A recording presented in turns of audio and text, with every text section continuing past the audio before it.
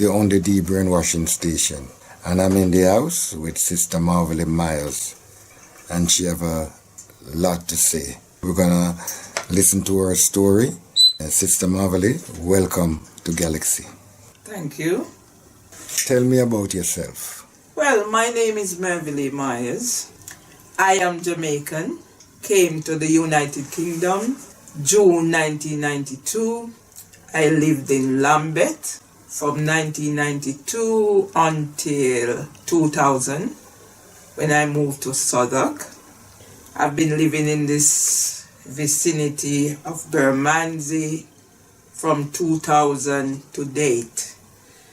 I consider my story to be very interesting in terms of learning in 2018 about the first black mayor of Southwark was Sam King. I've had instances of being responsible for taking on the lead, advocating on behalf of others. It is about the human race and what I, as a person, can contribute to making contributions.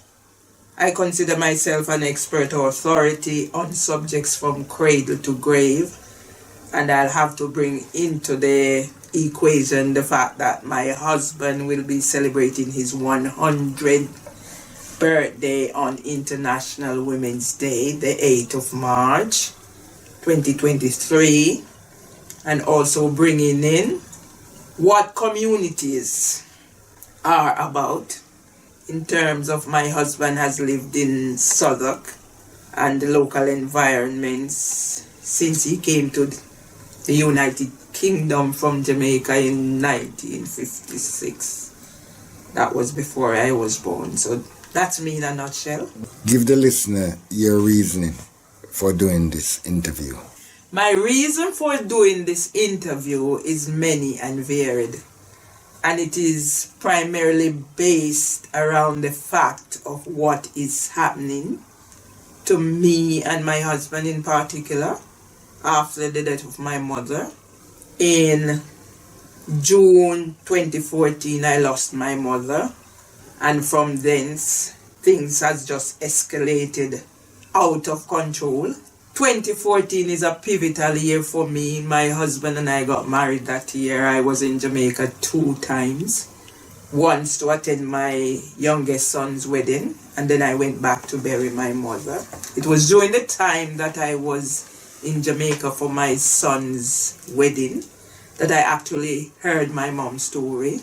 And that is one of the reasons that I have to get my story across, because there are many people out there who have reached the stage of no return and needing support, and it's just not forthcoming. How do you hear about the interview? Okay, so I'm going about this in a roundabout way of probably coming out of this is the fact that the way I was raised in Jamaica, it takes a community to raise a child. And I am from a household where there are men, never had a sister. I also never had a daughter. Luckily, I've had a granddaughter. So I was like, I'm an all-rounder person. I consider myself a social butterfly, a cultural ambassador. So I'll be the one who will see people and talk to them. So I was sent to find Orbin. I spoke to a lady and she told me about Elim House, and I was asked to go there to find Orbin. And by going there, I started visiting sometimes.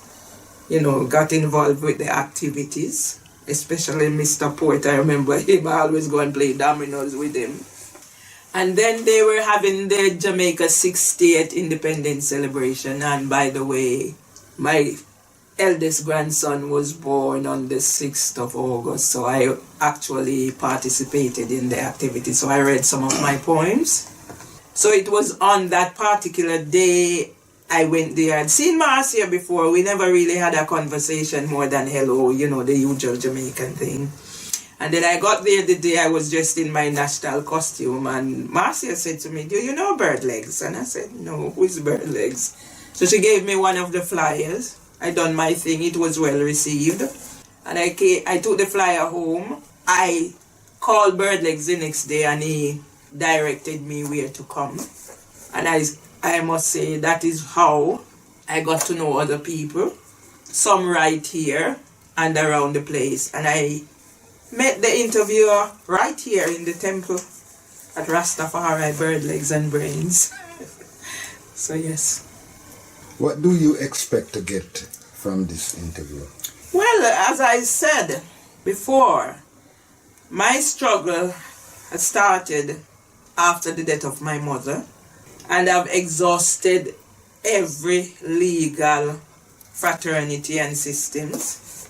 And I am hoping, from what I've been hearing, being associated with people around the Galaxy family, that I will be able to have my voice heard by getting this chance to open the airwaves to telling my stories, because there are lots of stories out there that are similar to mine. I've taken my fight for justice to the higher levels. So I started it on social media, paid for it. Now I have my own page on Google My Business. So this is just the beginning. And I am conscious of the fact that I've been around the Galaxy family. I've been to Kwanzaa, I've been to support Call Grant, and the way the people engage and interact, and they're there as a community to help others. So this is my chance, I believe, to get my voice heard and be a force for the downtrodden, especially the elderly.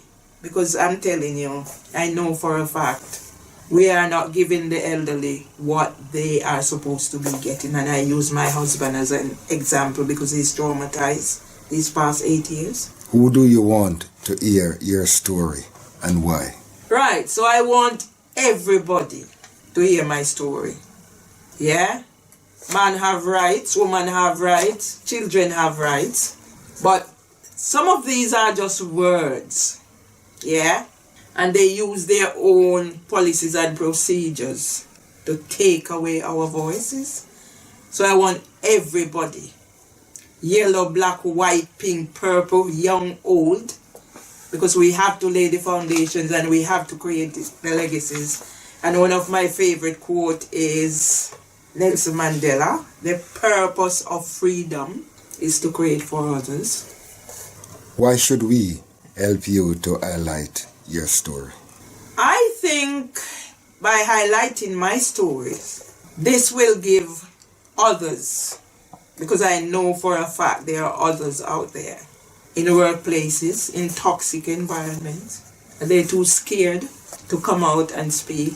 And I've taken it on myself, because I started out as a mental health and SEND advocate, and now I've decided to go even a bit further and take up activism. So I'm going to be an activist. I write and I do most things that some people are afraid of doing because of what the systems are doing to us.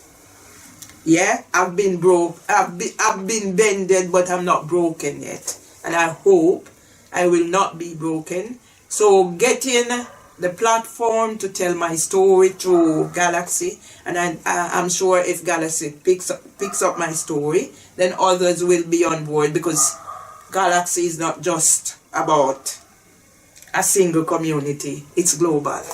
How do you intend to share the interview? Okay, so as I've said before, I have my own platforms, but I am only me, a one person. So I am hoping that if I can come across sharing my story and the Galaxy audience is in agreement with what I am wanting to do. It's not about Mervelee Myers.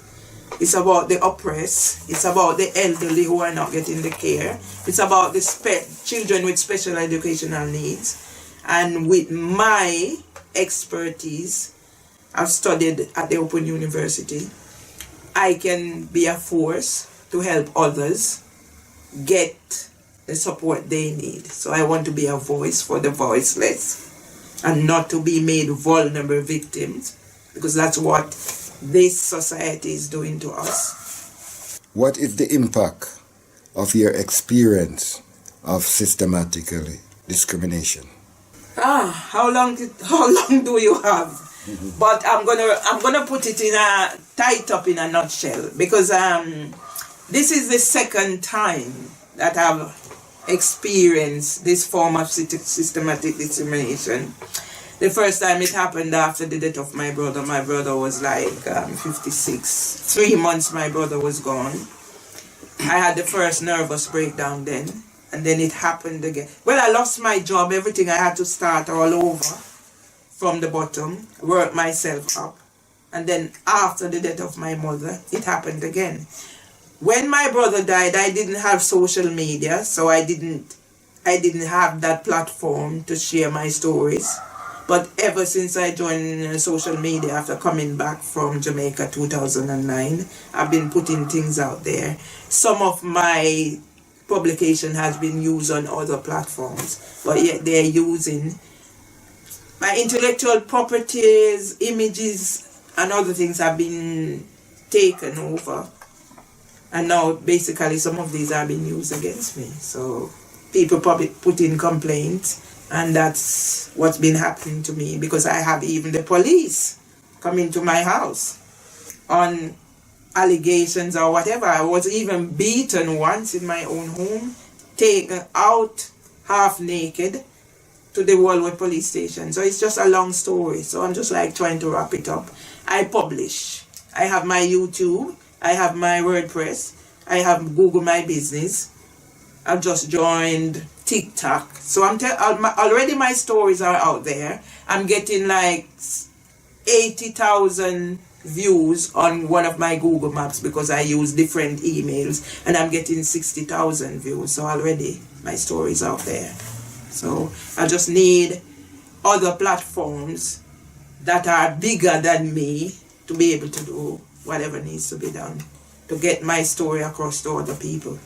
And this might be a way of helping those who are not able to voice what is happening to them. Because there are people in workplaces that I know of. They're working under modern slavery, but they can't do anything about it. They have a mortgage to pay. I don't have a mortgage to pay, so I can do about anything. As long as I'm working within the guidelines of the so-called laws. So nobody can make me voiceless. Sister Mervelee Myers, thank you for doing this interview. I thank you for your prompt response to this question, and I hope you will find what you're seeking for. Thank you, I hope so too.